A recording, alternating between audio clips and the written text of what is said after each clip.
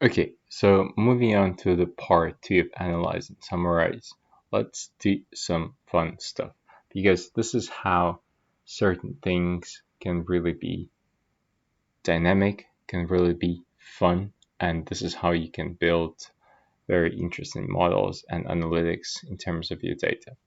So one of the key parts is obviously you can actually do the SUMIFS on the basis of a number of different conditions.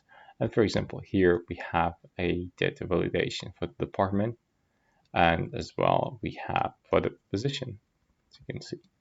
So let's start by our favorite function, such as SUMIFS. We're going to select the range.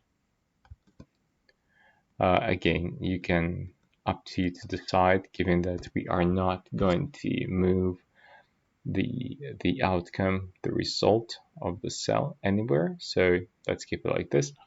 And then for the criteria range, the department is our column C. That's fine. We'll select the range. And then for the criteria, I'm going to select marketing, comma, let's continue, position, column D, and then Control Shift. We're gonna type down T104, then position, executive. Now, if I'll close the bracket, press enter, that's what we're gonna get. So that's how powerful it is right now that I can say that IT executive is actually getting quite a decent amount of salary. HR, not bad. Marketing, not so good. Sales, as well.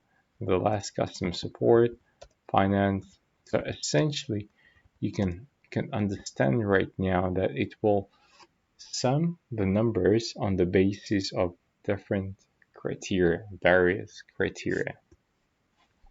Now, what if we want to know how many of the IT people from the IT department had a salary greater than 60,000?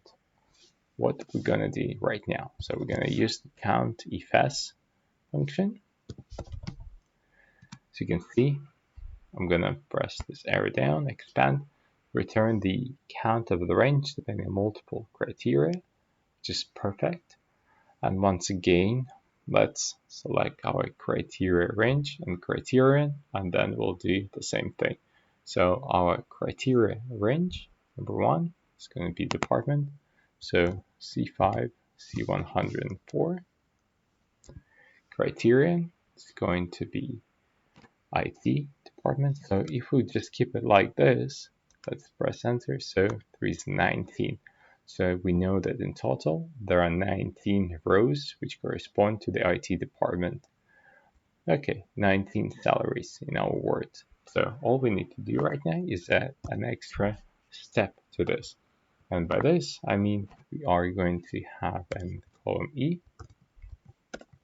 E104 as our criteria range. And for the criteria, we need to do the following. So we're going to start by typing in quotation marks, the sign of the greater, then, and then all we need to do to link the sign to the greater sign to a specific cell, we're going to enter and symbol here at the top, or you can see here, symbol add.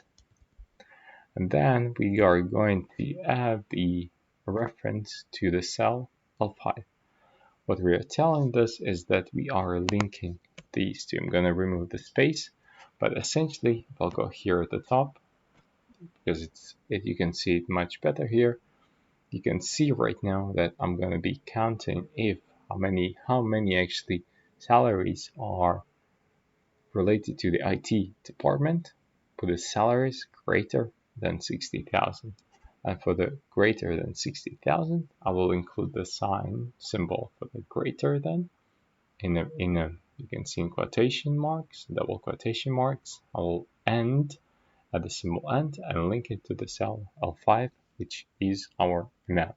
When I close the brackets, you can see it's 14. So essentially, it's going to be 14. So we will have 14 salaries in the IT department which are greater than 60,000. And again, something that it's completely dynamic. So there are only 3 salaries above 100,000, which correspond again within the IT department. But let's move on back to 60,000, which was equivalent to 14. Now, very interestingly, let's actually find out how many of which are those. So let's do the filter function. So, and by this, I mean, as you recall, there are a couple of things which I want to highlight. Number one, here we just have the amount of numbers. But if I want to know who are those people, I'm going to do the filter function. I'm going to have the range. And my range here is going to be this range here, as you can see. And then the condition number 1. So I'm going to select the whole data range. The condition number 1 is going to be my department. It's going to be equal to IT. And my condition number 2 is going to be my salary. Column E is going to be greater than 60,000, which is a cell L5. As simple as that. Once I close this, boom, there you go. We can filter, and then the results, our filter function, are here. And if I'll go to this, as you can see at the bottom right, the green rectangular, count numbers 14. So essentially, these 14 salaries which are here, which are above 60,000, these are the people who have them.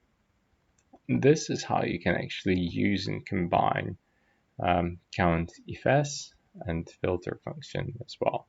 So that's how easy it is actually to do that. So instead of the just actually pulling the number of transactions or number of salaries, you can also have the names of the people as well. And actually, if I want to count unique, it's very important. What I want to highlight to you is that you can see here we are having some issues here. So in total, and this is something that you may come across to, and this is where the COUNTUNIQUE is very important, and we can do that as well. So there is a specific number here, which is a COUNTUNIQUE formula. It counts the unique number of the names which follow that. So sometimes within the data, we need to have a bit of a deeper dive what is actually happening within our data and why actually we have count unique, or you mean the unique transactions, unique names as only 13. So as far as I can see, this may be the case where we have a duplicate. This is where something is not necessarily right. But on this occasion, I know that James Jones happens twice here. So maybe there is a one employee with the same name. So sometimes using a COUNTUNIQUE, you can further understand in relation to your data what is right, what is wrong, and what are the other insights which you can get